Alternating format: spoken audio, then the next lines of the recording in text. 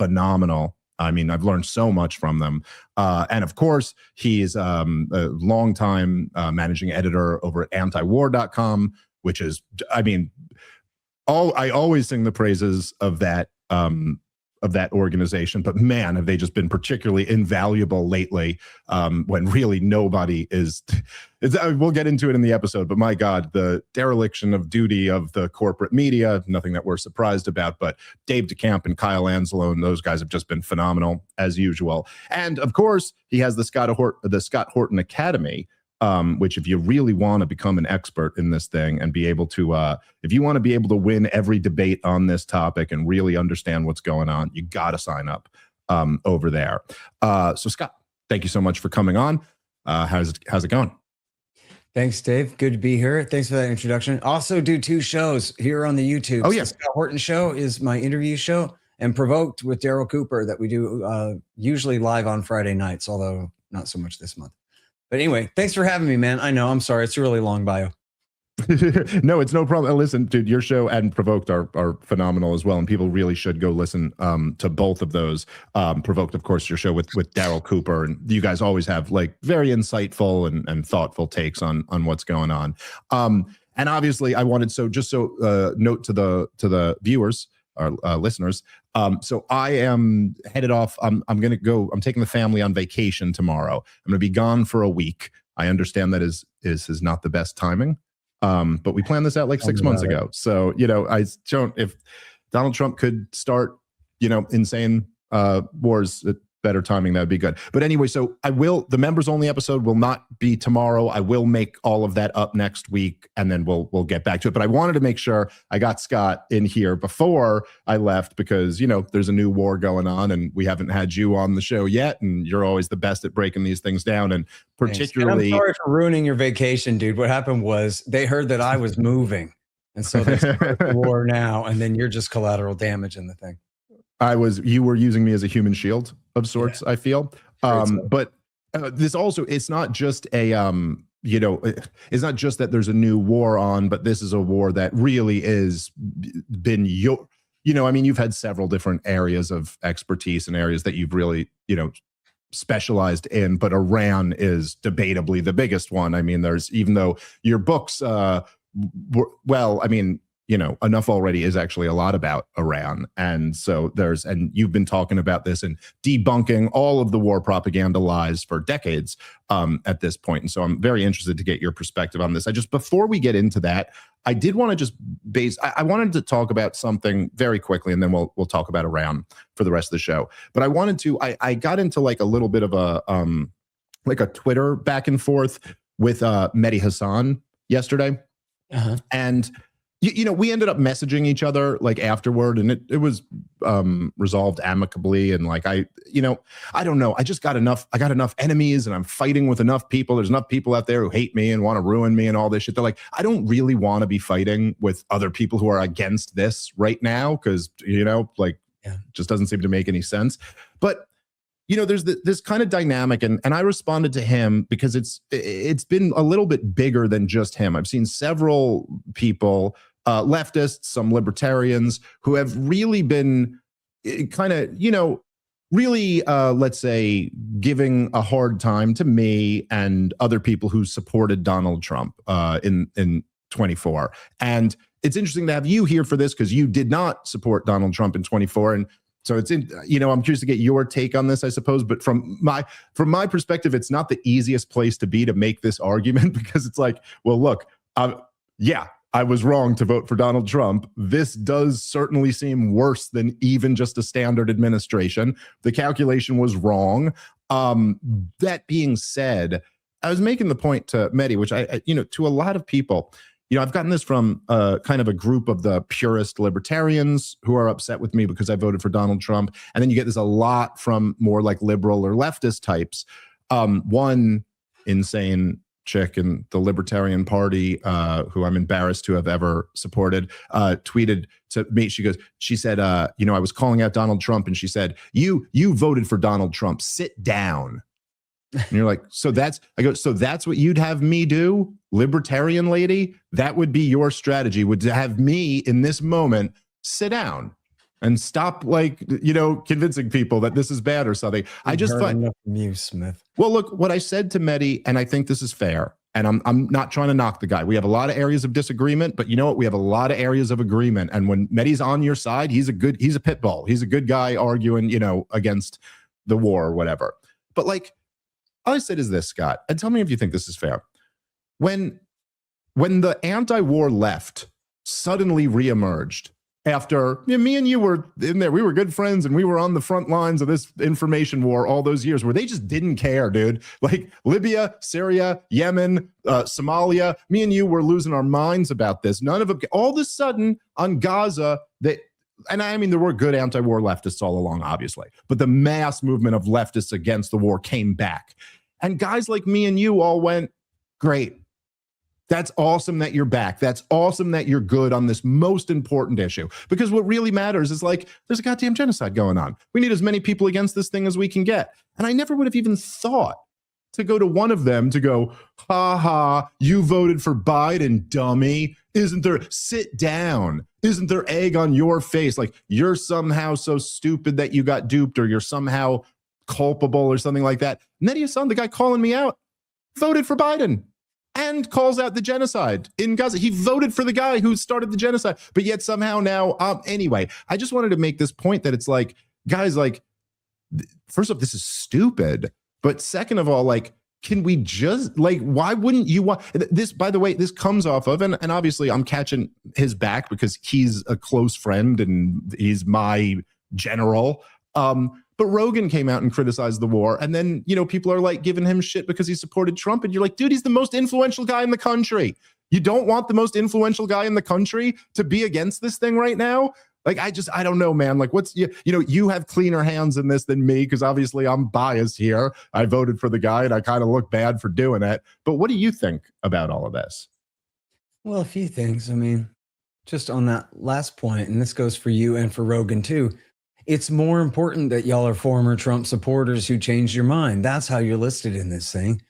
Not that I talked with you about your endorsement of Trump or whatever, but I think it does work out for the best that you're listed in a long list of names of people who supported him, and avowedly so, endorsed him, not just voted for him, but endorsed him, who then said, oh man, but I'm not going with him down this road, on whichever road it was, and even including in his first year of his second term here. And so, in a way, if you understand my meaning here, I wish I had voted for him just so I could also be a former Trump supporter kind of thing. The same way as it would be better for my argument if I had ever been in the army, or, these kinds of things. You got to attack the right from the right. Well, I'm a libertarian. I'm an Austinite, Dave. So I'm from Austin, but I'm also from Texas. And so this is why I'm a libertarian. There's a lot of libertarians in this town. A lot of people end up bad on everything in this town, but a lot of people end up good on everything.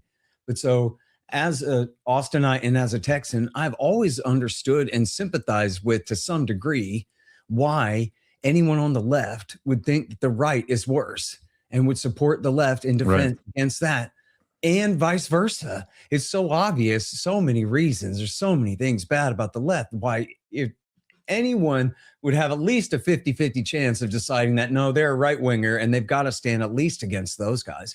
And as politics, as Jess Raimondo said, politics is about who you hate. And so, why do we even have these giant coalitions of the left and the right in the first place that make up these parties? It's to keep the other guys out because they're worse. That's what it's all about. And so, and in fact, what was the choice in 2024? Was it about having Donald Trump or no president at all? That would have been nice. No, it was him or Kamala Harris. And can you imagine just if the cultural and political left remained completely unchecked since 2009 all the way through? Because the first Trump term was no check on it. Yeah. And they're getting completely out of control. And as I've said all along, quite publicly from the very beginning, I have rooted for Trump all three times. I can never cast my vote for him because of the Zionism. It's just the most poison pill in America first. And I can just see right through the guy. As long as he's a Zionist, then he's taken us to war. And more, and there's a lot of other things wrong with him too, but that's his curse. That's something that he can never get out from under. He might as well have Paul Wolfowitz as his chief of staff and secretary of defense and national security advisor and secretary of state too. Well, he's doing what they couldn't pull off, right? Yeah, I mean, because what do people mean when they criticize Paul Wolfowitz? They're talking about Benjamin Netanyahu. That's who Paul Wolfowitz is Benjamin Netanyahu's agent in America, right? So, for those less familiar, Sharon was prime minister back then, but the neoconservatives in America were really closer to Netanyahu and his faction of Likud, which Sharon ended up leaving and creating his own party and leaving Likud to Netanyahu. So look, I don't blame anybody for voting for Trump, and especially when it comes to keeping the other guys out. Same as I don't necessarily really blame Democrats for being more afraid of the right because of the things that are dangerous about them, depending on what it is. I'm much more sympathetic with the right these days just because the left went completely nuts, having too much hegemony for too long in a row. Yeah. And so there are certainly, but I'm certainly not mad at you or anybody else that voted for Trump. I don't blame y'all. I think anyone who says that, geez, we had no way of knowing that he had violent tendencies of any kind were willfully blind during his first term when he bombed Afghanistan for 4 years straight, by the way. Basically kept up air operations in the south of the country for like 3 out of the 4 years. And killed tens of thousands of people. And then, of course, he supported the Saudi and UAE war against the poor people of Yemen for 4 years straight, a war he again inherited from Obama, but kept going on for his entire time in power. Was ruthless in his destruction of the Islamic State and finishing Iraq War III there. Took all the gloves off and devolved command authority as far down the chain of command as possible. Same for Somalia. And I was just finally finishing the audiobook of Provoked, and the very end of it is, I wrote it after the election, but before he's sworn in, right? The book came out in November after the election of 24.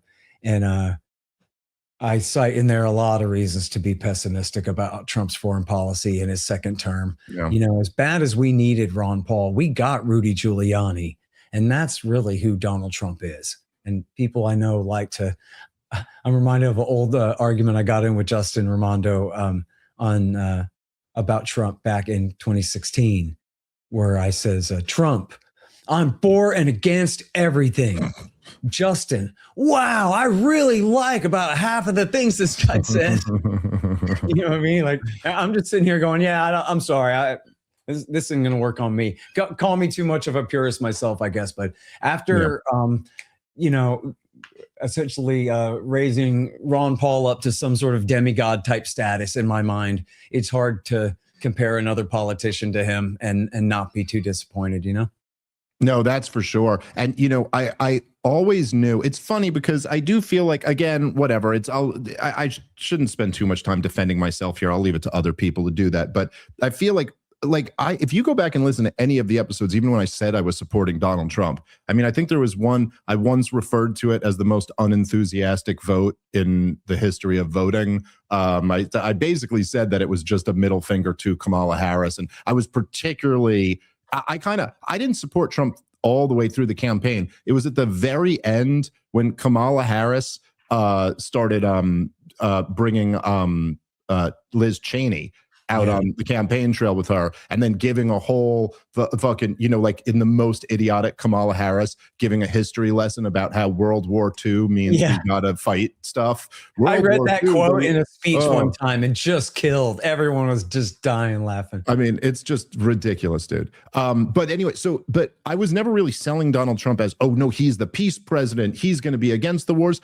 I was, let's say, extremely cautiously optimistic that the establishment really has pissed him off this time. They've really tried to put him in jail and maybe even tried to kill him. And okay, look, he's bringing in Tulsi Gabbard and he's bringing in, kind of figures like J.D. Vance. He picked him instead of Ruby. There was this. I will say this, and this is, I think, where I really got things wrong. And I think this, I was very I realized how I had gotten things wrong last summer during the 12-day war, was that I guess I always said, in fact, I believe it's it's on record, but it was when Zach and Liz had me on their show, and they said, what's the number one concern about a second President Trump term? And I went, oh, well, Iran is the number one concern. Like, he's a real hawk on Iran. And then Liz said that he won't attack. Yeah, that is a danger. That's not exactly what she said. She's better when I'm around. But so I guess, like, and maybe you could take us through a little bit of this history here, but I guess this is the thing that I kind of got wrong. So I know that because I've learned this from your excellent work, as well as some other great writers, that okay, so at the end of the Bush administration, right? What was it? I think it was in 2007 or 2008, maybe even, when there was really the push to go, when Cheney was trying to push W to go to war in Iran. So it was in 2007. And essentially, it was a bunch of stuff like all right around that time happened, where there was the CIA came out and said, like, they're not working on a bomb. Like, they're not trying to develop a nuclear weapon. And then the actual military, like, convinced George W. Bush that, like, yo, we cannot do this. And there was all types of concerns over escalation dominance and retaliatory attacks and, you know, a lot of the stuff that we're seeing playing out right now. And I suppose that I really did, you know, get trapped in a little bit of like, this is the end of history moment there, where I think I got a little married to the narrative that, hey, the fucking clean break, you know, Israel serving neocons, they had this plan for getting these 7 regime changes, but Vladimir Putin denied him one in Syria, and the logistics were just too impossible in Iran. And so that's kind of like box that. And then, you know, oh, they ended up getting the regime change in Syria anyway. And then they ended up getting their war in Iran anyway. So, but I guess I thought that those obstacles, the fact that the intelligence agencies and the military top brass were like, we will not do this, that would essentially box out, you know, this crazy policy. I was wrong about that. Yeah, well, it worked on W. Bush. So to go back to then, what happened was, if you'll remember, that Donald Rumsfeld said we should get out of Iraq. James Baker's right. Let's cut and run. And Bush said, you're fired, and brought in Robert Gates and decided to increase the war instead and send an extra 30,000 troops to the war. And this was the so-called surge. And he put David Petraeus in charge. And so there were 2 big narratives at the time. One was that everything wrong in Iraq is Iran's fault, even though we've been fighting for the Shiites against the Sunni insurgency all this time. So that's kind of odd, but okay. And then based on that claim, they went to war against Muqtada al-Sadr, who was the least Iranian tied of the 3 major pillars of the Shiite United Iraqi Alliance. Dawa and Skiri had been living in Iran for 20 years. Sadr had stayed. But at this time, they attacked him and actually ended up chasing him into Iran, making him closer to Iran. And then where he went to school and got a higher religious rank, a little bit of blowback for you there. But again, the whole war was being fought for him and for this United Iraqi Alliance, who had written the Constitution and won the elections and all that. But so as part of this, they were building the narrative. As long as they're attacking the Shiites in Sadr City and East Baghdad and down in Najaf, and they're fighting back, then they say that every time a Shiite sets off a bomb, it's an Iranian bomb. It's not just an IED, improvised explosive device. It's an EFP, explosively formed penetrator. And you're just supposed to believe that they all come from Iran. Now, it's not true. And as I show in Enough Already, I have, I guess it's like 7 or 8 different sources from American media where they were there in Iraq and found, you know, embedded with US troops, and found these machine shops in Iraq where these bombs were being made in Iraq by Iraqis. Happened over and over and over again. And they were going to do a big press conference and prove that they were coming from Iran. And then the reporters started gathering around the pile of material, and they said some of the parts that made in Haditha or made in UAE on them and things like this, showing that they had not come from Iran at all. And then they ended up closing down the press conference, and the National Security Advisor, Stephen Hadley, admitted, yeah, well, the evidence wasn't quite there for that. And this was after months and months of Michael Gordon was part of this conspiracy with Dick Cheney and David Petraeus. And he's from the New York Times. He's now at the Wall Street Journal. He was the co-author with Judith Miller of all of those stories about Saddam seeking A-bomb parts. Yep. He wants to spin centrifuges and enrich uranium and all this stuff.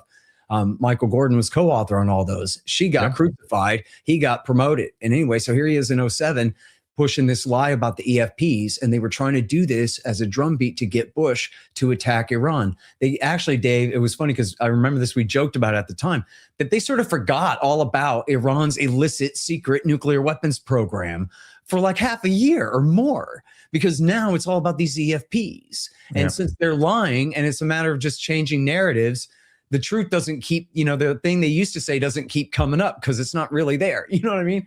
Anyway, but as you mentioned, the Pentagon had told Bush in January of 2007, they said, listen, we will do the search. No problem, Mr. President, but we don't want to go to Iran.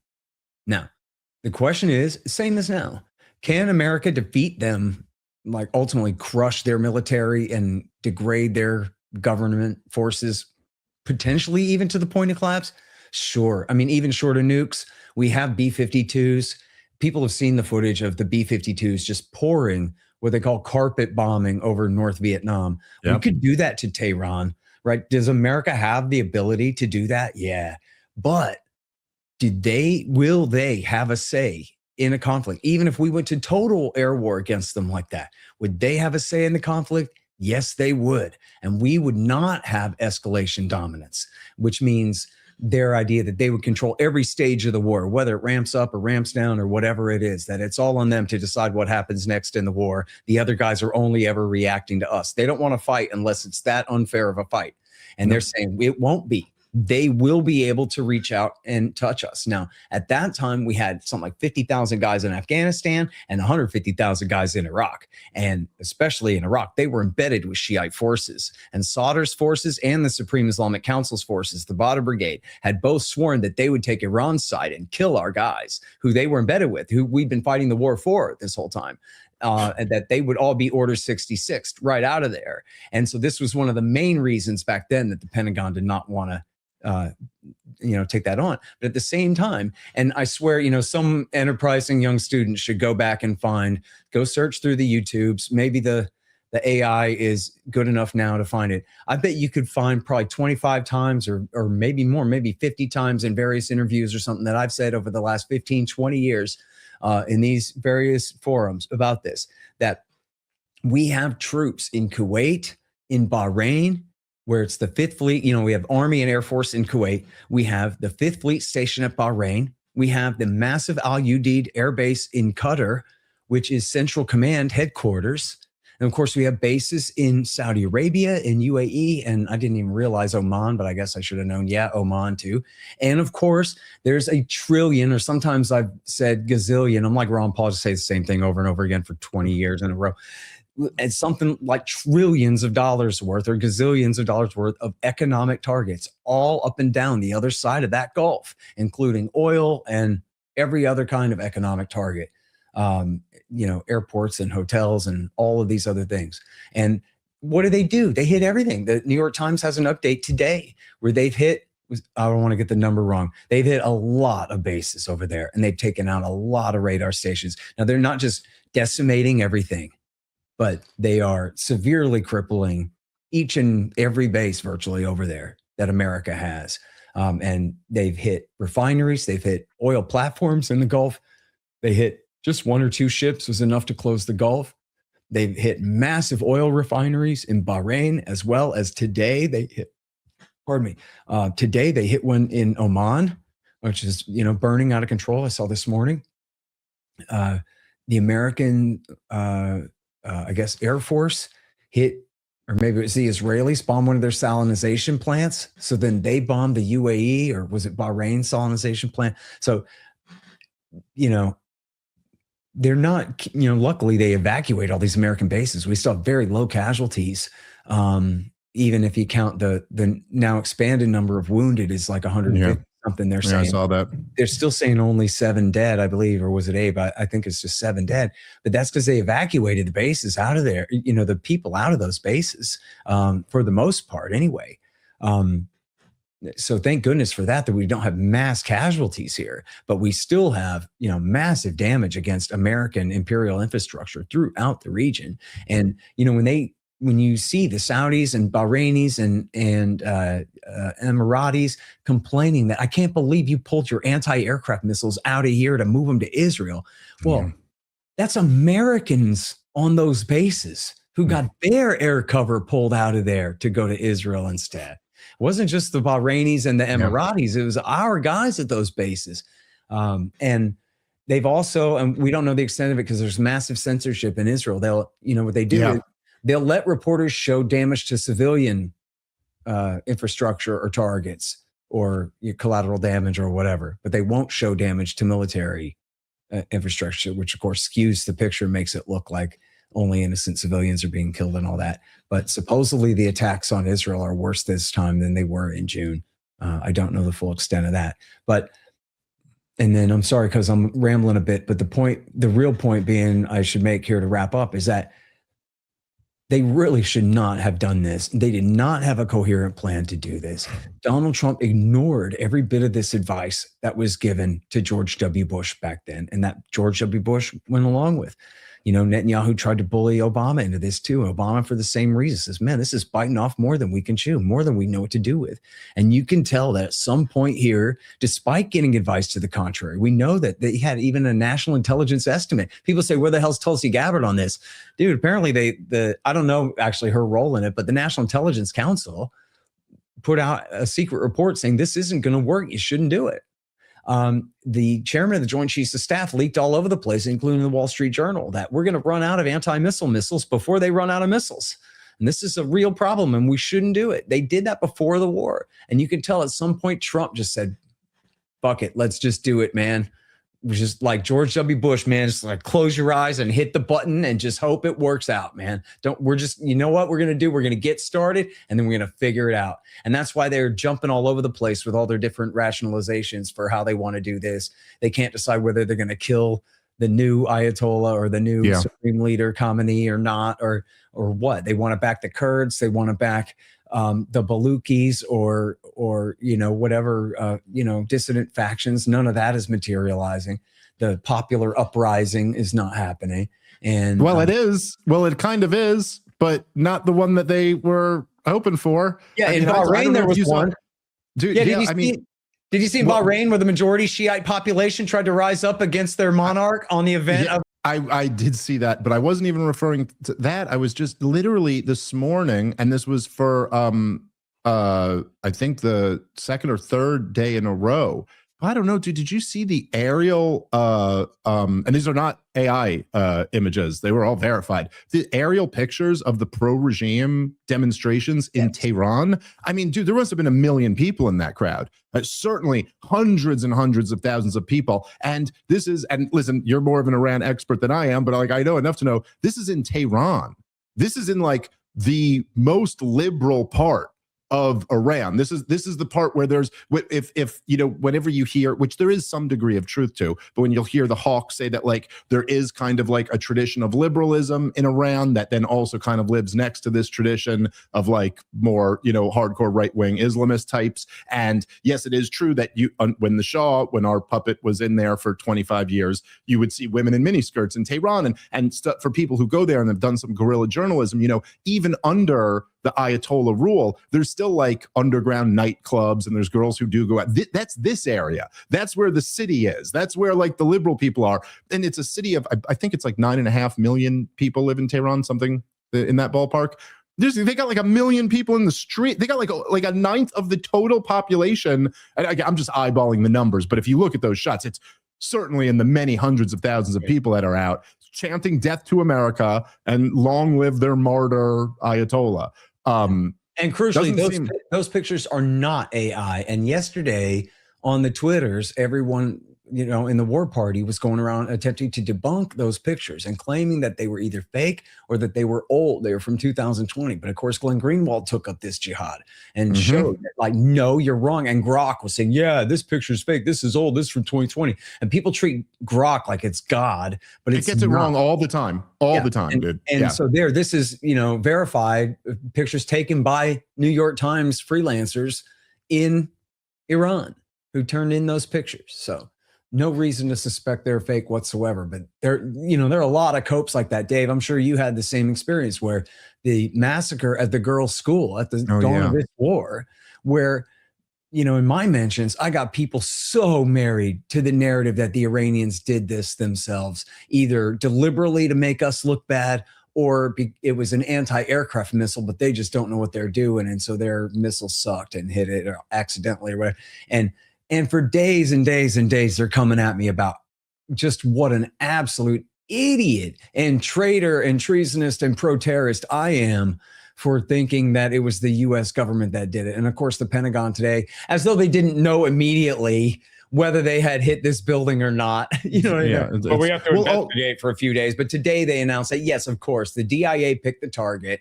They say it was an accident from an old map or what. So whatever. Yeah, well, right. I mean, no, it's really important you bring that up. That was one of the things I was going to make sure to ask you about. But I mean, the thing to me, I mean, look, like once it was clear, which wasn't clear initially, but once it became clear, it got hit with a tomahawk. It was like, okay, well, that's like there's three parties here: Iran, Israel, and the United States of America, and we're the ones with tomahawks. So Trump is like, hey, any country with tomahawks might have done it, right? Yeah, but yeah, right. It's like Homer so ridiculous Simpson when he's cussing out the trash bin, and he's like, well, a lot of people are saying stuff. Well, and he's standing there in the middle of the street by himself.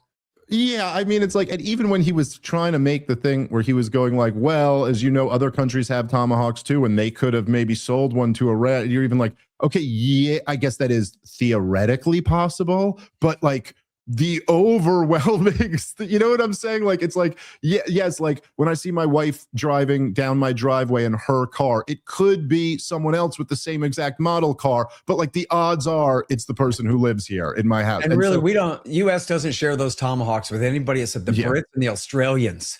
Yeah, right? The idea that one of them had, yeah, right. Like one of them sold it to, anyway. But like, but I gotta say, I mean, it does seem to me to be just up there with the one of the most truly despicable things that I've ever seen a president do. And obviously, like, it's like morally speaking, the murdering of a bunch of young children is the morally worst. But the way for Donald Trump, just when no one else would even back him up in his own government, he just started saying it was the Iranians who did it. And then, of course, as you know, that for those mentioned, I mean, some of them might be bots or whatever, but like, yeah, a lot of right wingers will just regurgitate whatever Trump tells them, even though they sit there and go, oh, Mr. Secretary of War, Pete Hegseth, he just said it was the Iranians. And Pete Hegseth goes, we're investigating it, because he doesn't act. Central Command came out and went, it'd be inappropriate to comment on this. We're investigating. Like, no one would back him up on this. He just said it was them. It's like, no, actually what happened is you just murdered a whole bunch of like 8-year-old girls, man. Like, it just the most disgusting goddamn thing. And, you know, they're saying the report you were referring to that the New York Times put out just a few hours ago, you know, they're saying it was an accident. And like, okay, you know, I would, even, Scott, as fierce critics as we are of this, of the regime in DC, I would still want to believe that like they weren't intentionally trying to kill the children of like some IRGC guards or whatever. But honestly, I mean, really, when we're talking about it, the bottom line here is like, none of that really matters. It just doesn't really matter. In fact, it wouldn't really have mattered if it was an Iranian missile that accidentally went off and did this. The thing is, man, you launch a war of choice and you start dropping bombs on densely populated cities. And when a bunch of kids die as a result to a fucking war of choice, a war of aggression, that's on you. Like Benjamin Netanyahu, then first and foremost, Donald Trump, second, Benjamin Netanyahu, third after that, every goddamn member of this administration who fucking, you know, even if Tulsi Gabbard did warn, she hasn't resigned in disgust. JD Vance hasn't resigned in disgust. That's enough for me to say you're guilty too. You guys all just murdered 175 little girls and then fucking sat there while they lied about it. And think about what that means to them. I mean, this is an Oklahoma City bombing worth of casualties. Yep. Only if the Oklahoma building, the Murrah building, had been all daycare. Yeah. Right. And already the fact that there was a daycare in that building was just huge. I forget the exact number. I believe it was 20 something, you know, children were killed in that thing. And that made that, I mean, September 11th and everything since has kind of all washed that away. And whatever, a lot of people listening to this maybe are too young to remember. But let me tell you, the Oklahoma bombing was the biggest deal in the world, man. It was the biggest massacre in America since Second Wounded Knee. You know, it was worse than Waco by double. And it was just a catastrophe, man. And also, think about the Pearl Harbor attack, the sneak attack there. What if they had hit a girls' school and the Japanese had killed 168, 175 little girls at a school? And that was part of the story of Pearl Harbor. When FDR gave his Day of Infamy speech the next day, he mentioned, oh yeah, and they killed 175 little girls at their school in their sneak surprise attack. That would still be a part of the Pearl Harbor story. It would be in the, a major aspect of the Cuba Gooding Jr. movie, right? And it would be a major part of the way that we tell that story 85 years later. We still haven't forgotten Pearl Harbor. It's still the biggest deal in the world here. It's marked. I mean, not as people justify using atomic bombs and firebombing cities based on Pearl Harbor. Still to this day, a lot of people. And it was virtually all combatants who were killed in that thing. As sad as it was, as they were by their own commander in chief to be sacrificed as they were still. But yeah, you're right. That was how they justified every bit of their war crimes against that country in the aftermath. And just imagine, I mean, I don't know, like, it's like when Daryl Cooper talks about the Russians and he's like, I don't know how they're ever going to get over this in 500 years, what we've done to them here. This is just, God dang it. It's the same thing here. These are some big things you can't take back. That time you started a surprise sneak attack in the middle of negotiations on false pretenses for a treacherous, completely unworthy third nation and killed almost 200 little girls on the opening night. Yeah. Jesus, man. And also, I mean, look in the guess next morning, you know what I mean? Well, and even in the what I guess now seems to be the Israeli strike that killed the Ayatollah. I mean, again, just like it seems like no one. I mean, it's so, I don't know, man. It's so weird for me because like the knock on me essentially after the last year that I've had, the only knock or whatever seems to be the Douglas Murray thing. You're not an expert. You're just a comedian. Like, this is ridiculous. Which is fair enough. That is true about me, but the thing is that the entire expert class, you see there's no wisdom. There's nobody who goes, this, murdering an Ayatollah. Oh, that's a pretty important thing to Shiite Muslims. Oh, and you murdered his whole family with him, including a baby. As if that somehow, even in that strike, even not in the little girls one, we're supposed to be okay, well, that one was okay. It's okay that his family members get murdered with him. And as you were saying and channeling Daryl's point there, you're just that is some toothpaste you can't put back in a tube, man. And that is, you got to think about this. Not that you can psychoanalyze perfectly any of these leaders, but the new Ayatollah, that is the world that he's coming into, right? He's in power now and his family members have just been murdered by the governments that you're at war with. Yeah. This is, I don't know, just so incredibly dangerous just to maybe advance the greater Israel project a bit. Look, I'll tell you, man, I'm really worried about the potential here. And I'm not predicting this. I don't know how to put a measure on how likely it is exactly or what. But there is a potential here for total catastrophe in the form of the Ayatollah Sistani or similar declaring a holy war against the West and against the United States and Israel together. Bin Laden did not have a religious rank. He had respect because he'd been wounded in battle and slept on the floor of the cave with the boys and things like that. And so people paid him, he's like a mafia boss. He was the boss of a crime syndicate where he had this high stature that people respected and people would do what he said, kind of thing. But he was not some kind of supreme unified religious leader of Sunni or Wahhabi Salafi Muslims. It was a political thing. The Ayatollah Sistani could say, if you believe in God, you have to fight.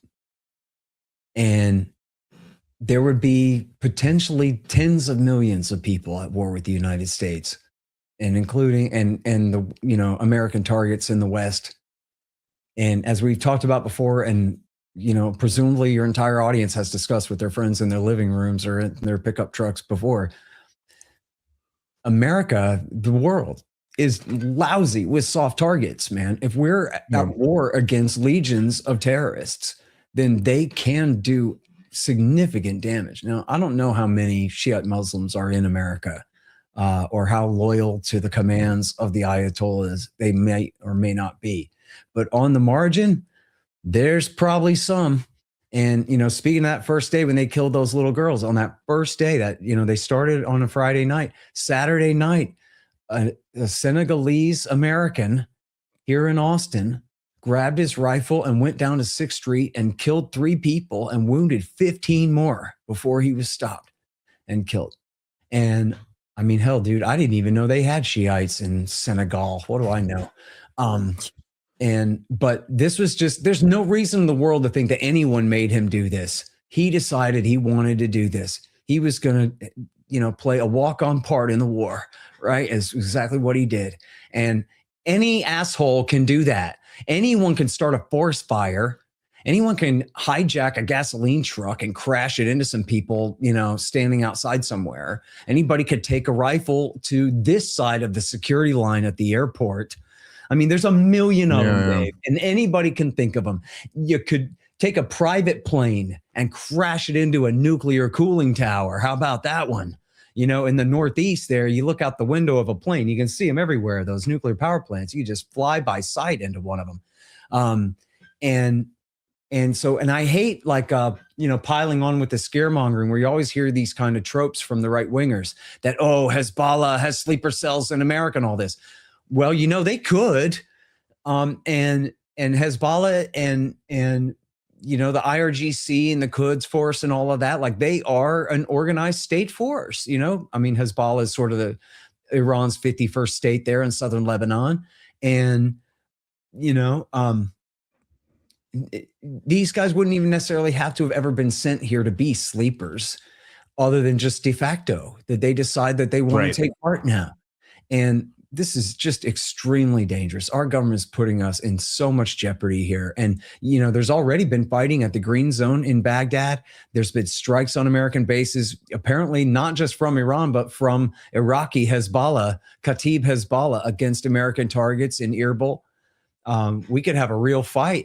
Hell, there could be a coup in Iraq where harder line pro-Iran forces take power when, it's already Iran's friends there. But you could have real Iranian puppets take over in Baghdad and could cause, major trouble for the United States there. And I don't know, man. Shiite Muslims are a minority in the world, but they're about 50-50 in the Middle East. There's still tens of millions of them. And if they're, and see Sunnis, sort of, they pick their own imam, right? Like a Protestant Christian church. They just kind of have their own reverend or whatever. But the Shiites are all organized like the Catholics in these hierarchies. And there's just a few Ayatollahs. And Sistani in Iraq, he's the guy that David Wormser wanted to tell Hezbollah to stop being friends with Iran in the clean break, Dave. He's the most influential Ayatollah in the world. He already had a higher religious rank than Khamenei ever had. And so the potential that he has is like, lightning from the emperor's fingers, man. If he wants to use it. I guess I maintain like hope in the best case scenario here, which is that essentially Donald Trump will call this quits in a few days. And that, he will basically just start looking at how much damage we're taking, how much this is affecting markets, his political career and all that. I mean, as I've said, I've been on the record for this many times. I think he's already destroyed his presidency. I just don't like, this is the best case scenario, is that Donald Trump just calls it quits and then starts saying how amazing it was and how tremendous it was. I just don't see, I don't know. Obviously, Donald Trump he's got a track record of being the most hawkish president on Iran, while also, having a track record of rhetorically talking about how we would never go to war with Iran and what a disaster it would be and how these regime change wars are terrible. There's been several points between Donald Trump's first term and then including the 12-day war, where he kind of got us into a situation, but then took the off-ramp when he had it. And there is, a lot, like when they shot down that drone, he didn't respond, even though people were trying to get him to. After they responded to him killing Soleimani, that he took the off ramp there. He took the off ramp after the 12-day war. There was good reporting that he was kind of trying to take an off ramp after day one of this thing, and that through the Italian negotiators, they reached out to offer a ceasefire after they killed the strike, and the Iranians said no, we're not doing it. So like the Iranians now seem to be like the calculation has changed. That he's changed the incentive structure for Iranian self-preservation, whereas before their calculation reasonably was we can't touch the Americans because then that'll kick off a war. Now their calculation also reasonably is we can't not touch the Americans or they're going to keep doing this to us forever. We got to give them a bloody nose here. That being said, Donald Trump could just leave even if Iran isn't going to negotiate with them. But honestly, Scott, after all this stuff, I mean, look, there's been like 17 different BS justifications for this war. But a big one of them was they killed 30,000 of their own people and we're going to liberate the people. And Donald Trump unzipped his fly and put his two balls all the way out there on the table when he announced with a baseball hat and no tie on that this is a regime change. I don't know, dude. Like, what do you think? Like, how could that even possibly work? If he just comes back now and you go, dude, you just blew like probably over $10 billion at this point already. I saw a congressional estimate that said it was like $5.6 billion in munitions already. I don't think days. Yeah, that was in the first few days, and I don't even think that counted all the military hardware they moved around in order to get there, and it didn't count any of the damage to any of our bases or targets like that, or just the damage of like the lack of ships going through the Strait of Hormuz just for 10 days has caused. Yeah, like it's like so this is probably like in the tens of billions of dollars of damage. You killed. It's got to be over 1,000 at this point. The last estimate I saw was over 1,000. It's probably going to come out to be higher than that. Iranians dead. We don't know how many people died in Tel Aviv and Jerusalem, but presumably some people died there. And we lost, we got what the latest number is, whatever you said, 7 dead, 150 wounded, something like that. This isn't Venezuela, in other words. He can't just spin this. He can't just come home and spin this as like clean and done. And that was that. And so that the fact that he can't come back and spin it that way, that creates an incentive structure for us to not get the best case scenario out of this, and for them to actually do what they were floating out about 2 September or something like that, really just try to decimate the regime. And of course, it seems like that is certainly the Israeli goal in this, that this isn't a regime change a la Iraq, Afghanistan. This is a regime collapse. They really don't know. They've talked about bringing in PJAK. They dropped the J. I'm not sure why, but it's the Party for a Free Life in Iranian Kurdistan is the group. And they're communists. They're, like the Turkish PKK or the Syrian YPG. I read a couple of stories about American talks with Barzani and Talabani, who are the main gangster leaders in Iraqi Kurdistan. They weren't even asking the Peshmerga to join. They were just asking them to allow the communists to use their area as a staging base and putting pressure on them. And that all fell apart, went nowhere. You have Jandala, the Baluchi suicide bombers from 15 years ago or whatever, but they're no force. And, apparently they haven't done anything. There hadn't even been any attacks by ISIS, who they do like attacking inside Iran from time to time. There hadn't been anything like that. So, in the case of Libya was created not even after World War I, it was created after World War II. And it had always been these 2 or 3 major kingdoms and had been cobbled together by Gaddafi's predecessor. And then he took power himself. He was the second leader of the new country.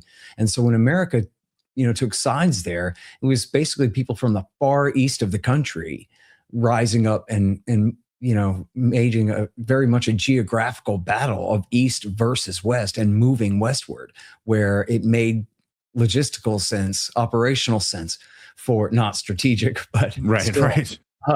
operational sense for American planes to fly as their air cover and help them advance and take town after town after town as they advanced to the west of the country and eventually sacked Tripoli, right? There's just nothing like that here. And nobody believes that there is a force on the ground that they can do this with. I actually did LOL this morning when I read in the Jerusalem Post that the Shah Reza Pahlavi III or whatever says, yeah, well, this is my final call for everybody to rise up and prepare for my arrival. Yeah, right, dude. They parachute him and all his people in there. They're going to get mowed down, and they would have to parachute them in there. How else are they even going to get them in there? They couldn't drive them in from any border or any shore. So they would have to parachute them in, and then they would immediately be killed. And so they have, no solution really whatsoever to enforce. As I talked with Robert Pape the other day, who famously wrote those books about why people become suicide bombers. It's the foreign occupation. He also is an expert on why air power doesn't work alone anyway. And obviously air power is important, but you have to have a hammer and an anvil. Yeah. And I knew an old Marine back in the 1990s taught me that, listen, if your men are not standing on street corners with their combat boots on the ground, holding rifles, then you do not control that territory, period. That's who controls the territory, whose soldiers can stand around there. And that ain't ever going to be America in Tehran. And so, yeah, again, they talked Trump into somehow, don't worry, man. They're just, remember, I'm sure you've heard Netanyahu say this 1,000 times. They're just waiting for somebody to hit them and they'll just fall right over and all the people just rise up and it'll be great. But like, nah, there's no real reason to believe that. Dude, that's true. Yeah, that's right. And I got to say, there's this crazy goddamn dynamic of like where America, like the rough broad strokes deal of America for many years, what kind of built modern America as we know it, is that like European refugees could escape tyranny and then come over here and hope for like a better life with more opportunity and more liberty. And somehow this idea got converted into, oh, you can come to America and then convince us to go to war with the country that you're from to, you know what I mean? Like liberate your people over there. And like the deal was always like, no, we were supposed to try to have some liberty over here. We're not doing that great at that. But I do think there's this Sagar and Jetty, who's fantastic. I love that guy. Yeah. Good friend. He's been making this point a lot on Breaking Points, and I think it's a really like astute one where there's this really like unholy alliance between the military industrial complex and then their war hawks and then the like diaspora people. And there's this real problem, it's just, if you've read enough about like just the terror wars, whether it's Chalabi or in this case, if it's the Shah's son or whatever, or just the people I'm arguing with on Piers Morgan, some Iranian girl who's talking about Iran, who lives in Brooklyn. You know what I mean? Who's lived there her whole life. Shit, these are the most disconnected people from Iran. They don't like they speak for a sliver of the population or of what they told their kids about Iran. You know what I mean? And then they have this view, and I've just learned a long time ago to like never trust any of that shit, man. Like, because for a few different reasons. Number one, you don't live there. You don't actually know what's going on any more than I know what's going on. Like, it's be me talking about like Germany because my grandfather lived there, but I don't know, that was 100 years ago. And it's like, I've never been there.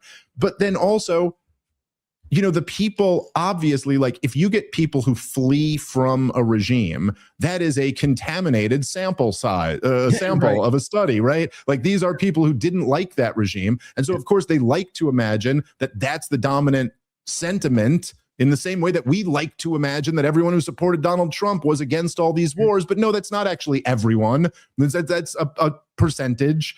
But then they all convince you that, oh, but everybody's going to love you if you do this. And the problem is that, I remember people used to point out that how unpopular Saddam Hussein was.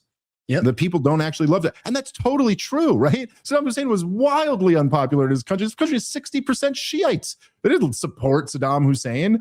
But that's not really the fucking issue. Now, is it? The real question is, how are they going to respond when you kill 175 of their little girls?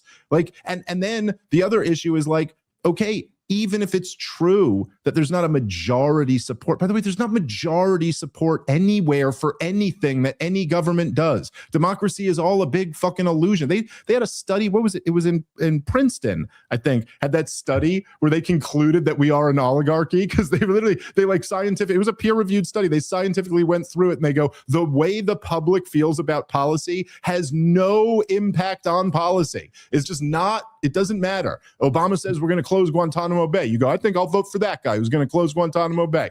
Doesn't now. Next up is, well, do you want Mitt Romney? Okay, so that's your only there's no choice in this matter. But so then you also have the real dynamic here that, like, even if it's not a majority who supports the Ayatollah, 92 million people in a country, what percentage do?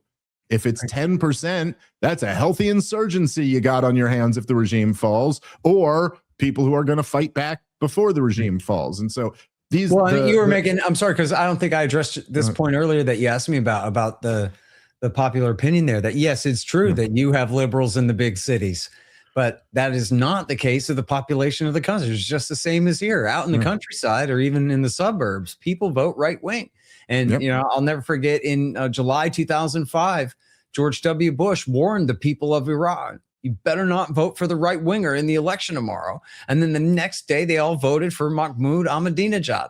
And that was where he came from. And Bush helped him win. And it was like widely agreed at the time that he got the Bush bump of 5% when he was, you know, when the people were warned. And I guess he would have won anyway. But it's like, yeah, out in the countryside, people are religious. Out in the countryside, people are conservative. Out in the countryside, people are patriotic. Out in the countryside, no, they don't favor the North Americans and the fucking Israelis coming and bombing them to liberty. Are you kidding me? That's completely stupid. Think how stupid you got to be to think that, oh, yeah, no, that actually could work. And I'm pretty sure that that's what's going on here.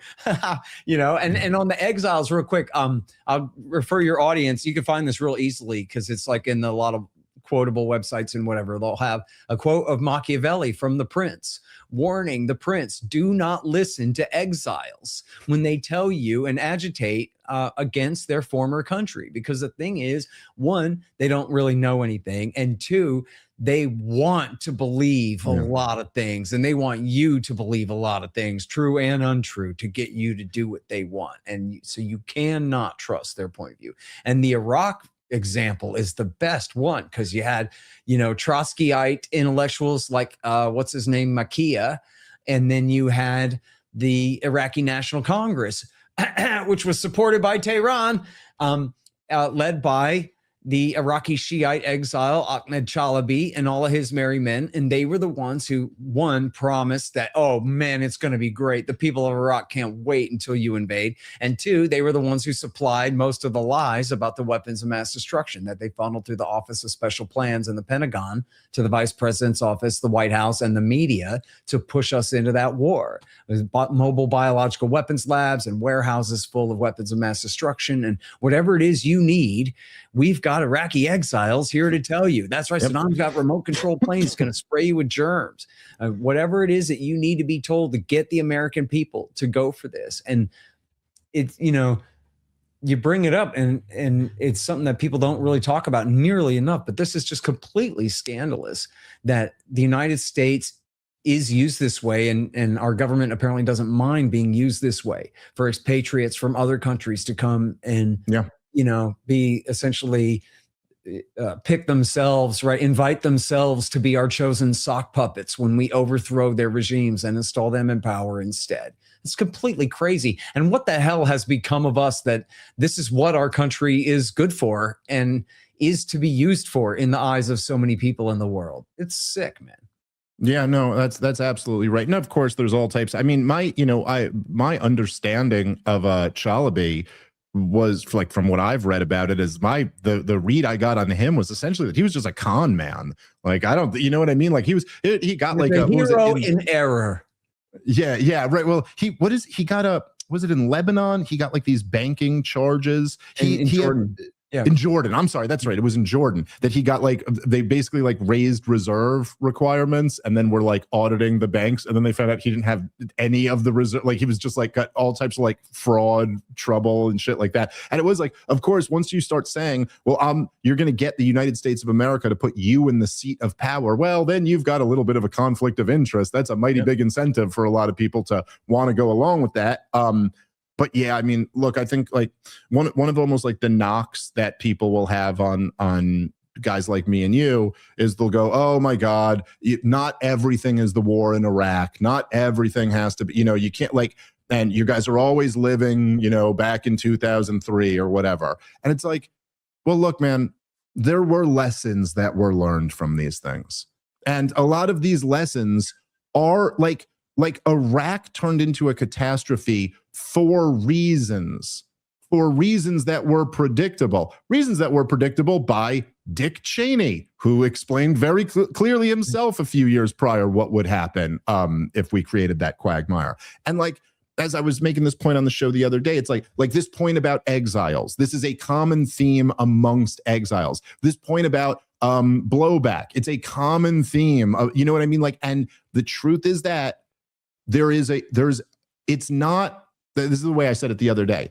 It's not like when you collapse a regime or you overthrow a regime and something bad comes next, something worse comes next. That's not just like, it's not like in the war on terrorism. It's like, oh, we flipped a coin 6 times and it landed on tails 6 times. But, this next time it's still a 50-50. It's like, no, that happens for reasons because you're going to start creating this amount of bloodshed. You're going to create this amount of violence. Who the hell is going to wrestle power in that environment? Gandhi? Like who, what are the odds that the person who comes away, who the people end up rallying around is like the calmer, rational guy? Like, what are the odds of that? It's so unlikely. Yeah, in the Obama years, Samantha Power about Libya, or maybe after the Obama years, was asked, well, man, you destroyed Libya. Great going, lady. And she goes, well, look, it's not our fault that we didn't have a crystal ball to see what was going to happen. It's like, yeah, it is your fault that you launched an aggressive war without a crystal ball to know what would happen. And so, yeah. And or to even have a my very first interview that I did on the Philip Drew show, the weekend interview show back, it was April 12th. 2003, 3 days after they pulled down the statue of Saddam in Baghdad. And I interviewed Alan Bach about it. And he said, he quoted Aldous Huxley. And the quote was that violent and destructive means determine violent and destructive ends. Such a great quote. You should not be surprised. And I have to admit too to you, dude, like as silly as this is, at the start of this thing, and not like I ever uttered the wrong thing out loud about it or whatever, but there's a part of me that does think that like, wow, I wonder if this is the one that will work out. You know what I mean? We're batting zero here. All these wars have been total catastrophes. And people are always going, what would it take for you to admit that like we have a way better circumstance in the post-Ayatollah regime in Iran, dude, and whatever. Like, well, we sure ain't to that better circumstance yet. Part of me has to wonder, like, geez, maybe this is the one. And then, no, of course not. They go into the first thing they do is bomb a school full of little kids. And the second thing they do is go, geez, I guess the Ayatollah's son is the new Ayatollah. And then I got to wedge this one in here somewhere. And people double check me on this. I beg you to. Go read the Wall Street Journal. And you'll have to click 4 or 5 different ones to see, because sometimes they're more just objective assessments of things. But you will find in there, in the Wall Street Journal, just type in Khomeini, not Khamenei, Khomeini, grandson, at the Wall Street Journal. Yep. And you'll see where administration officials are saying they preferred the previous Ayatollah's grandson to the last Ayatollah's son. That was who they thought might be a good moderate to take over the new government in Iran, which just goes to show these people have no idea what they're doing at all. They're just throwing darts in the dark. On a massive country the size of a couple of Texases, well, like mountains and armed men. Even like your crystal ball line, not to be confused with crystal ball of breaking points. I mentioned Sager a second ago. It's like, yeah, dude, you launch a war of choice, a war of aggression. Not only do you not have a crystal ball, you're openly admitting you don't even have a plan.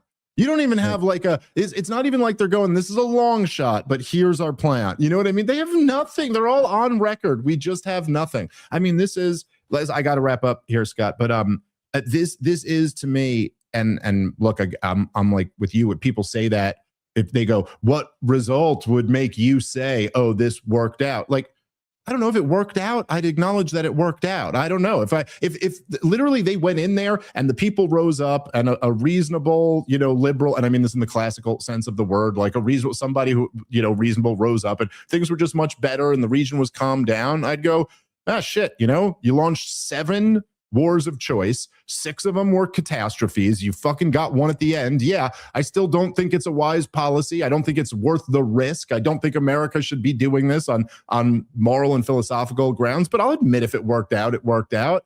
But like, when the fuck do you admit that you don't ever get to open your mouth again in public? What do we need? One more catastrophe and then you'll do it? I mean, it's just too crazy. But I will say this, and then I'll give you the last word. I really do feel like this by quite a long shot.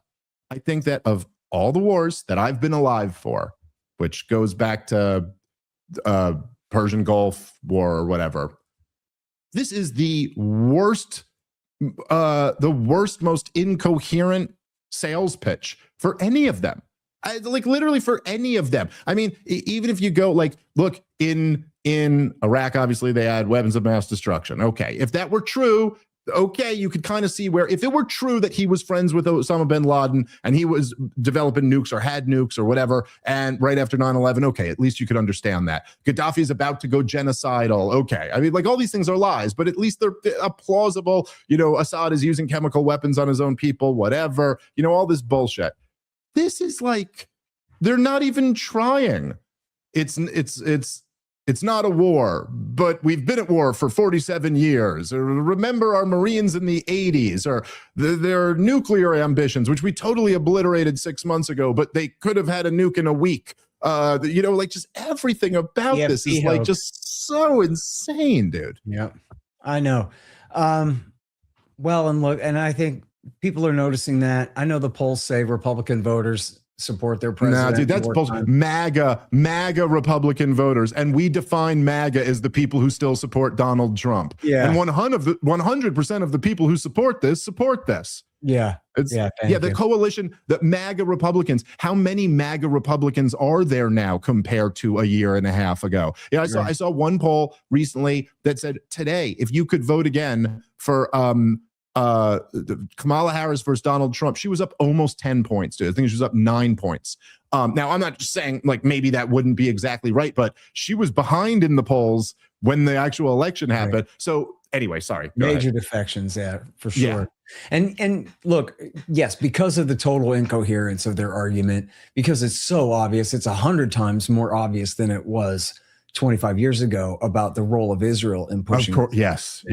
And all of that. And so, I think, public opinion is going to be, strong, in our favor here.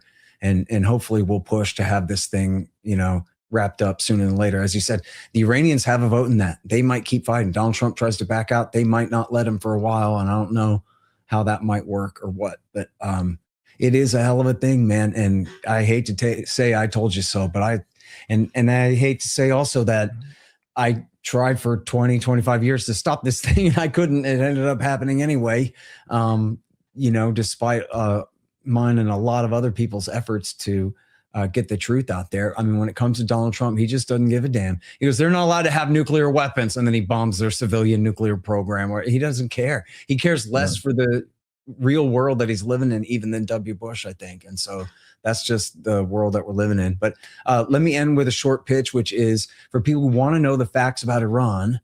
We're going to go ahead and post the Iran section of my course from the Scott Horton Academy at thefactsaboutiran.com. So check that out there. Great.